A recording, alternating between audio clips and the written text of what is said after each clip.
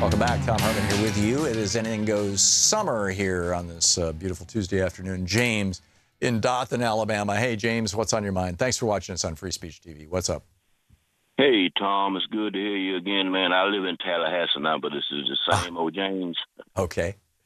What I want to talk to you about, Tom, I'm 72 years old this month, and during my youth, 50 years ago almost, I spent about 6 or 7 years in the debit insurance business, Tom. Okay. And back during that time, you had to take a test in each state. The test had 100 questions on it. Hang on just a second. What kind of insurance is this, James? Well, insurance is insurance. This was, they called it debit insurance. That's where you went out and sold it and went back and collected it. Okay. So in other words, a debit, Tom, is just an area that an insurance agent works. It's no different from no other insurance, but you were limited to what you really could sell. I see. Okay. And it was mostly for low-income black people. But at that time, Tom, I had insurance license in Alabama and Florida first, and then I moved to Alabama briefly. Back during that time, the test, Tom, was identical almost. It had 100 questions on it, and they gave you a prep book, and it took you 6 months, but you passed that test. So this is the test to become an insurance agent, a salesperson. Right. I get it. Okay. Okay. Now, Tom, those tests was almost mirrors of each other.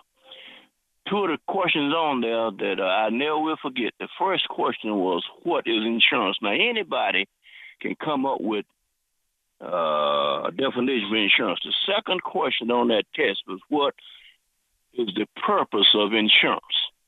Right. It's to distribute risk over a broad population, isn't it? The risk, you got it. You want to, I guarantee you, Tom, now here's the definition. The purpose of insurance is to take the risk of one Thom Hartmann and spread the cost of that risk across thousands of other people so it would be low to Thom Hartmann. Right. Right. 90% of the politicians in Washington right now, like Ryan and O'Connell, they are not using that principle. You're right. If you do not use what they call that immortality table, like insurance companies were doing 300 or 400 years ago, you will never come up with a plan that's equitable to everybody. Yeah. So what they're doing, insurance companies know this, they hope the politicians don't get up to it. Yeah. I can sit down right now, Tom, and I can take that immortality table and I can draw up an insurance program for anybody. Mm-hmm. You got to have that. Now, if you go back and talk about that 40 million they said was uninsured, well, they might have been uninsured, but they could go to a free hospital back then. But if you took that same 40 million, Tom, and put that same 40 million in one insurance group and use that immortality table, I will guarantee you life insurance and health insurance will cost each one of them about $40 a month, and the insurance company still can make money. Yeah, this is what we did with Medicare, James.